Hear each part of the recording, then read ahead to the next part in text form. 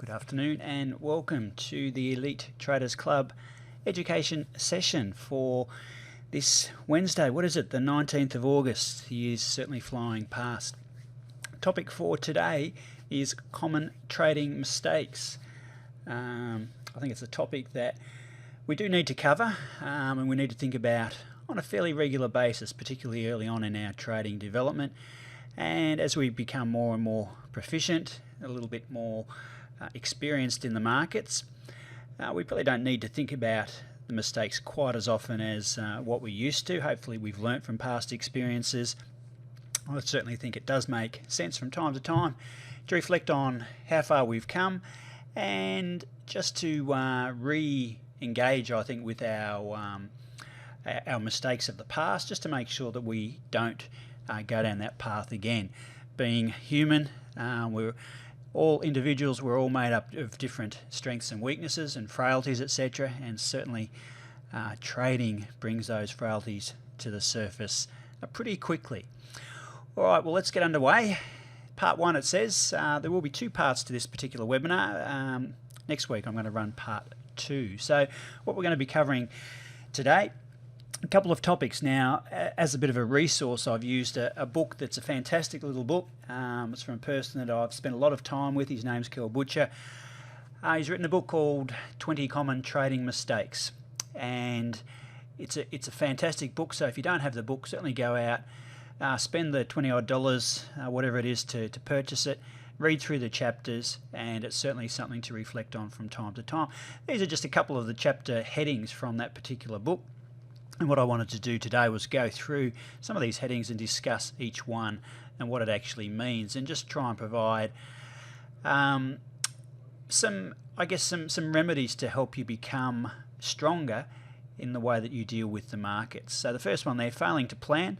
The significance of that certainly is very important. I think it was Abraham Lincoln who said, failing to plan is planning to fail, and certainly I think that's very true. Nice knowing me. That's not nice knowing myself. That's nice knowing you. So imagine you're reading that out. Trading certainly does, as mentioned just previously, it brings out your frailties, and I think it's important that you understand the way that you react in the markets, and whether those some of those attributes that you already possess, whether they're going to be helpful or whether they're going to hinder you along the way. That complexity, we certainly think that as soon as we get involved with the markets, that things need to be difficult, that they need to be complex to be right or to be effective. And I think that's something that a lot of people go through, searching for some type of confirmation of their actions, and they worry about their decisions so much that they're continually looking for sources of information, and people tend to overcomplicate what needn't necessarily be a difficult process. I'm right, the markets are wrong. How many times have you thought that surely this particular stock has to go up because of X, Y, and Z, and yet the market's pushing it the other way? Well, when we're dealing with the markets, there's only one person to listen to, and that's the market. And the sooner we can start to understand that, then the better off our trading's going to be. The guy on the TV said that it would go up. Well, you know, there has to be a market for those shows on TV, and it's amazing watching shows like Your Money, Your Call, how many people ring in looking for confirmation that the stock they've got might go up. And lots of the stocks that are mentioned on that particular program in fact quite dreadful when you look at them on a chart from a technical point of view. Occasionally somebody's called in with a stock, it's going in the right direction, obviously the market likes it, and it's great from their point of view. If they hear the guy on the TV say it's going up, it just makes them feel a whole lot better, and that's what people want to do. So that's why people watch those particular shows. Right, let's delve in. The disclaimer: the content of this presentation or any other Elite Traders Club material does not constitute a recommendation, nor does it take into account your investment objectives, your financial situation, nor your particular needs. So as always, before making an investing decision based on the general advice presented in any of our presentations, please consider whether that advice is appropriate in light of your financial circumstances. All right, failing to plan. Back to Abraham Lincoln. he also said if he had 8 hours to chop down a tree, he would spend 6 hours sharpening his axe. So clearly, from that point of view, thinking about his level of preparation for the task at hand. And I think it certainly does make sense for you to put a lot of work in. Read as much as you can about the markets. Understand what they are, but try also to develop an awareness of the markets, but don't be hung up about it. A lot of people, when they first start off in the markets, it's a little bit like driving a car. They don't have a license, or they've read some basic road rules and then hop behind the wheel and think that they're expert drivers. Particularly with the market, a lot of people are initially reluctant to seek advice or seek help. So the awareness of the need to have a plan is something most people don't even consider. And that's, I suppose, from my point of view as being a market educator, one that I see quite a lot. I've been dealing and coaching people now for over 5 years, and it's really quite interesting how many people enter the market without any preconceived concepts of requiring a plan. It's important that that plan that you've got is your plan. You're going to be accountable for it. You're responsible for its implementation. So it needs to be reflective of the type of person that you are. So again, you need to be thinking about what you're capable of committing to. A lot of people, when they first start off trading, very much gravitate towards the shorter term style of trading. And that's where a lot of people cut their teeth. It's certainly a very, very quick way to learn. And most of the learning that you do in those sorts of timeframes tends to be around learning about risk management and perhaps the need for better risk management rules. Your plan needs to be easy to follow. If it's easy to follow, then it means that there's a much greater chance of you repeating the process, doing it over and over again. And that's really all in trading or investing is. It's just following a plan. And if your plan's easy to follow, therefore it's going to be repeatable. And part of your development as a trader, as an investor, is about developing confidence. And confidence comes from having a plan that you understand, that fits in well with your personality, and that you've put a degree of thought into it as well. So certainly thinking about those sorts of things and raising your level of awareness and having a degree of self-reflection is really important, I think, for your personal development. A second point I just wanted to talk about for a moment is just the concept of understanding what your strengths and your weaknesses are. Trading is not easy. It's not easy because we're humans, we're emotional, and the thing between our ears gets in the way of what really should just be common sense. Hopefully over the last few months through the Elite Traders Club, you've seen that trade management need not necessarily be a difficult concept, and yet you'd be surprised how many people struggle with the concept of a trailing stop and getting out when the price closes below a particular level. People tend to, because they spent years with preconceived ideas, those preconceived ideas sometimes inhibit their development as a trader. So certainly it's something that you need to work on. Your temperament. What sort of a person are you? Are you a person who becomes flustered easily? Are you a person who's compulsive? Are you a person who experiences lots of negative emotions? These are all things that, when we're excited about the markets, we don't necessarily put a whole lot of emphasis on. One of the reasons when you join the Elite Traders Club for giving you an 80-question survey is to try and get you thinking about your own frailties as an individual and how some of those attributes, if you like, might serve you well or might actually get in the way and prevent you from being successful in the markets. I've spoken with a lot of people who are very, very clever, and yet, people really highly educated and yet struggle in the markets. And a lot of this is really due to an overbearing level of emotions getting in the way. And when you're dealing with money, it's certainly something that a lot of people struggle to overcome, and probably find at the end of the day that's the most difficult thing about trading, is reducing the impact of those emotions. Their emotions, if you like, are like a big swinging pendulum, and they go from having euphoric highs when they're winning to having absolute despair when they're losing. And that's something that's very difficult to overcome. I think the tip for anybody who's experiencing those sorts of levels of swings of emotions is to take a step back and just slow things down.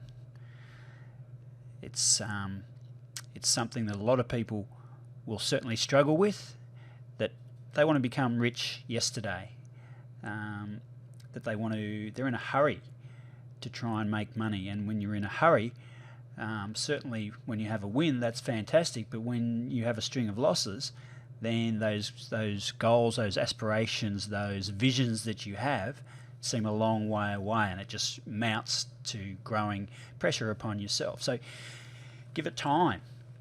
Look at the calendar. Don't look at your watch. Just think about the process as opposed to the money side of things. Now, a lot of people, when they're first starting out, saying, "Look, don't worry about the money." Well, that's easier said than done, because at the end of the day, your wins and losses are going to mean whether you're making money or losing money. So it is difficult to take your eye off the money factor and become more process focused, but it's something that you need to try and do. And certainly by reducing the amount of capital when you first start off, whilst it doesn't sound terribly exciting, is really about building strong foundations for the future. So don't be in a rush. If you lay the foundations really, really well, then you're going to get to your goals a lot faster than what you otherwise might. Complexity. Making trading too complicated. It's interesting. I remember when I first started trading, it seems like a long, long time ago now, and I think about all the mistakes that I made initially. I was in a hurry. I had no concept of capital management. I was jumping from strategy to strategy, looking for the holy grail, and often trying to outsmart the market. I thought I knew better than the market, and I discovered this thing called recency bias, which is really about how your last few trades that you've had shape the way that you might be perceiving your strategy or the market at any point in time. And I used to look at all sorts of chart patterns and think, oh, okay, well, there's a head and shoulders top, so if I go short here, then that's where the market's definitely going to move to. And obviously not having any idea about risk management, position sizing, and all those sorts of things, I was surprised when the market didn't cooperate with my expectations. I would have literally, a half a dozen different indicators on a chart looking for some sort of confirmation or whatever it may be. And really it was over a number of experiences that I realised, well, there had to be something more to this rather than just trying to make things more and more complicated, and then at the end of the day just becoming confused. And really the only successes having early on were just attributed to luck rather than anything else. And there are experiences that you probably all have to make you, again, aware that there's some important concepts that perhaps you're not understanding. The importance of keeping it simple is can't be overstated enough, I think. Humans as individuals are pretty complex sort of creatures, and we think that the market's complicated, and it can be complicated if you really want to try and dissect it. But that's not our job. Our job is to focus on our plan, making sure that we've got one, making sure that it's in sync with the sort of person that we are, and keeping it as simple as possible. Your best trades, your best results that you get are going to take time. So there's no such thing as instant gratification. And it's interesting because as adults these days, and most of our demographic is probably somewhere between the 35 to 65 age group who have children and are constantly talking about their children and Gen Y and their need to have everything right now. And yet it's a bit ironic that as developing traders, there's that need for instant gratification, that I need to be right now. And as a result, trying to make their whole trading process much more difficult than what it needs to be. Certainly the fear of losing is a real one, and something that people need to learn to overcome. And I have found over the years that probably one of the best ways to do that is just to start small.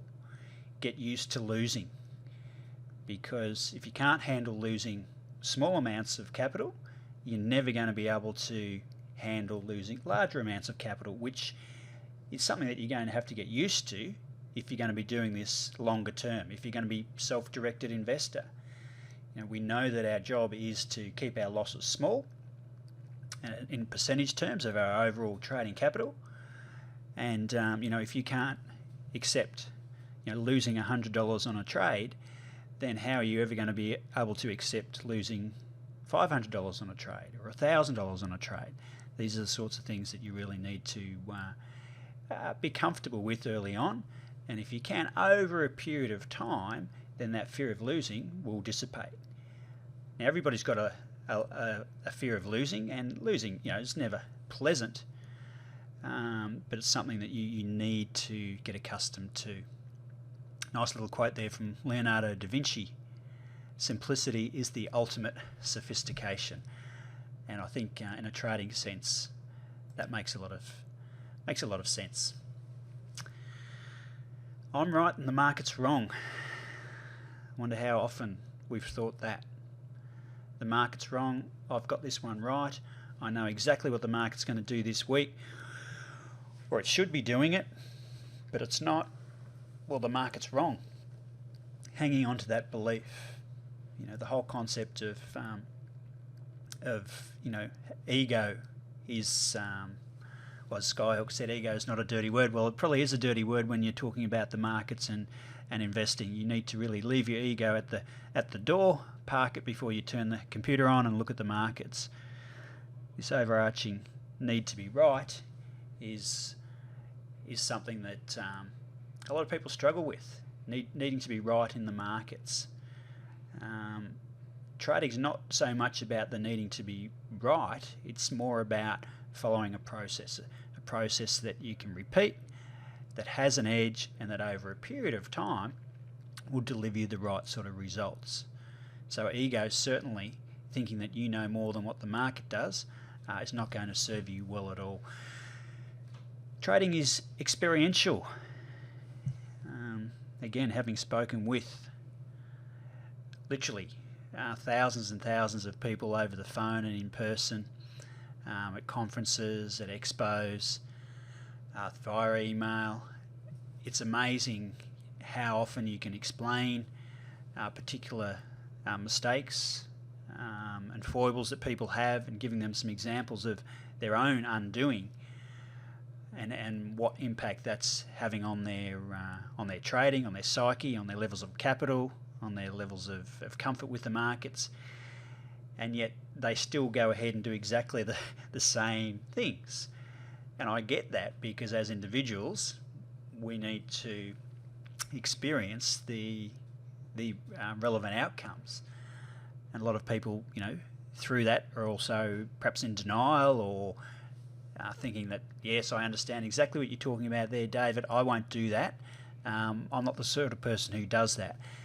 And yet, in speaking with exactly the same person a couple of weeks later and talking about some examples, some trades and things, I'll hear the thing, oh yes, I should have got out at that point there, but I just thought it was going to do this. And so it's very easy to tell from a person's language when they think that they're right and the market's wrong.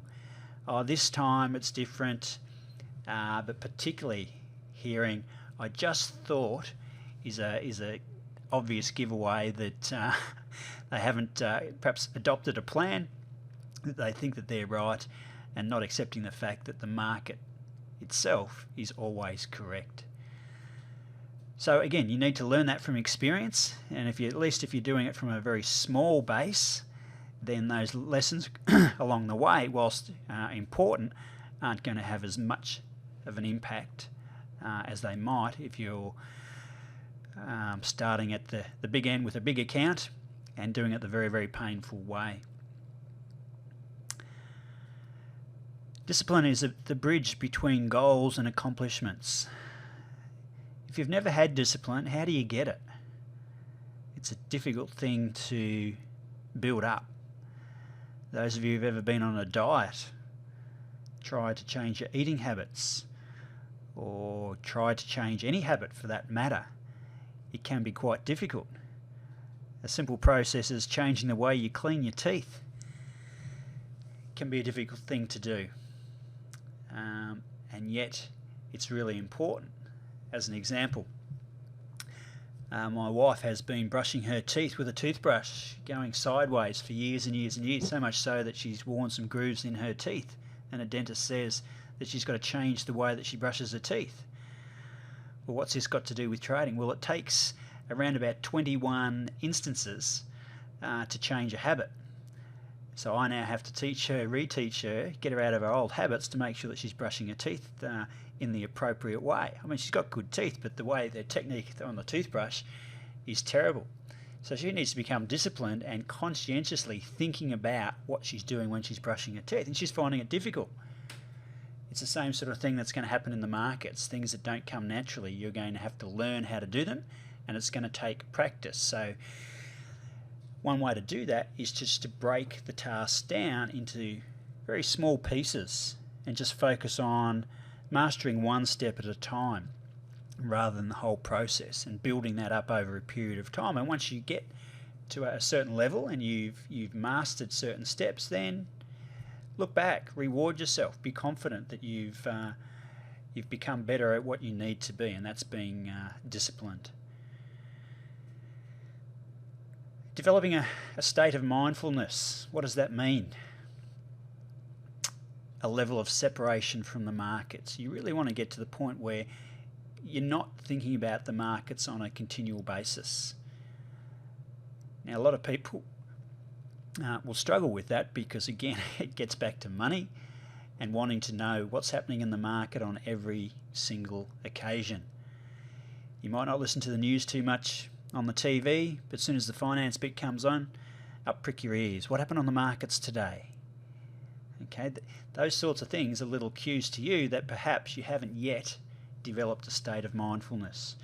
If you're jumping on Market Watch at night time, finding out what's going on in the markets, or you're continually reading the finance section in the newspapers and those sorts of things, you're really not separating yourself from what's going on in the markets. I certainly understand people who want to do that because it might be an interest, but you need to acknowledge whether it's an interest or whether it's actually something that you're searching for, something that's, again, maybe it's you're searching for confirmation that what you're doing in the markets is congruent with what's being said on the news or whatever it may be.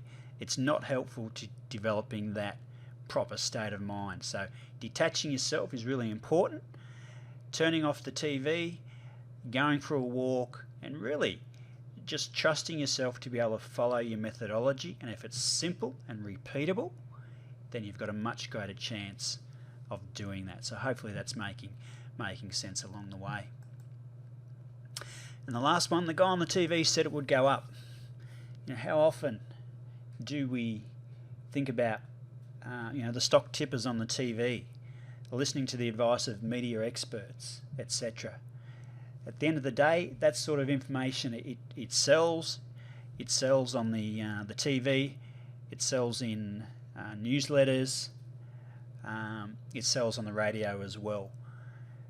How often are the people on the TV right?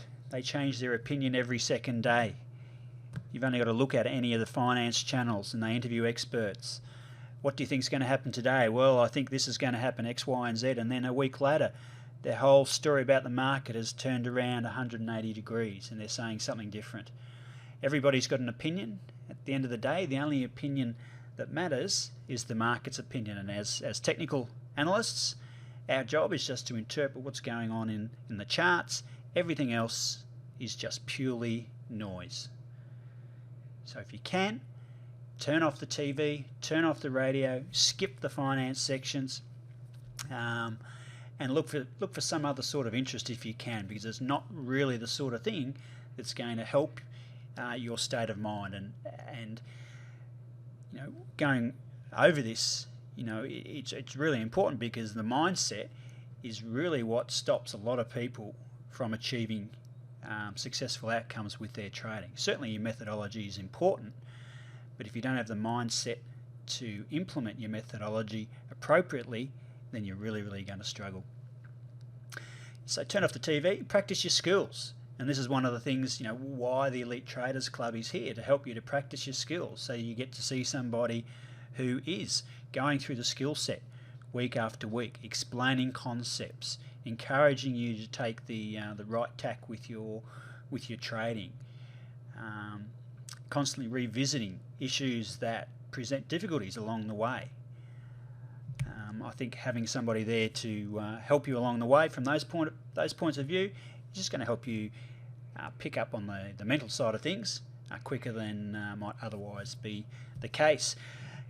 Beautiful little quote down the bottom there. I wish to say what I think and feel today, with the proviso that tomorrow perhaps I shall contradict it all. And how often does that happen on the TV, particularly on those finance channels? So turn the TV off, do yourself a favour, do some exercise, eat well, and distance yourself from the media in particular. Alright, that's about it for today, other than a quick summary at the end. So I'll open up and see if you've got any questions in particular. But just wrapping up for today.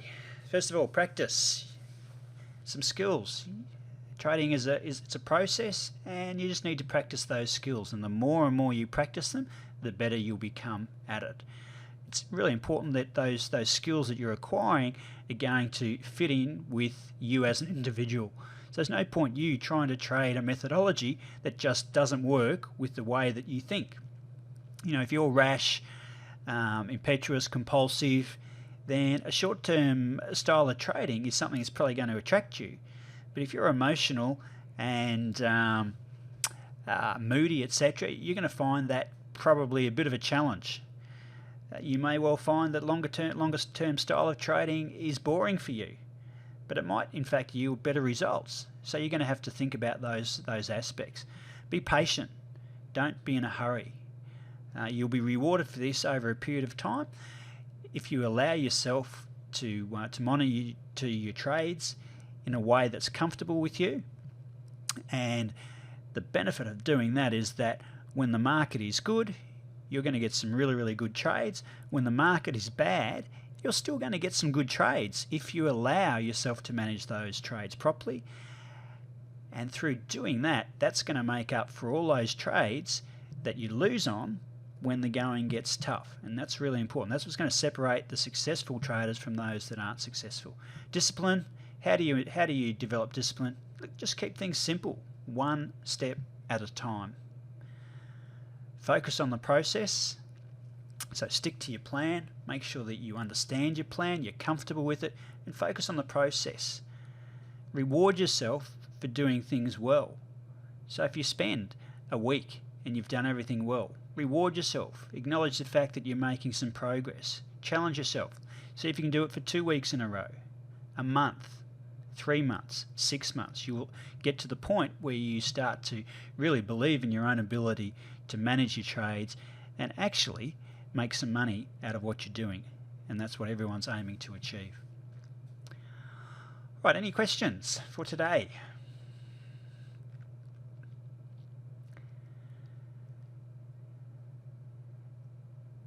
Yes, George, discipline is certainly very difficult. It's something that you need to work at. Stuart McPhee is actually speaking at the Academy this year on this particular topic, on mindset. So he's got some fantastic insight into the way that we think and some of the things that serve us well and some of the things that don't serve us well. So certainly be bringing a lot of what Stuart has to say back for the benefit of our ETC members and some of the education sessions in the future as well. All right, folks, if you don't have any further questions, then I'll wrap it up there. Next week, we'll look at part 2 with some more common trading mistakes and perhaps how we can look to overcome those in the future and the implications or the difficulties that we might have in interacting with the markets. So I look forward to seeing you all then. For now, bye-bye from me.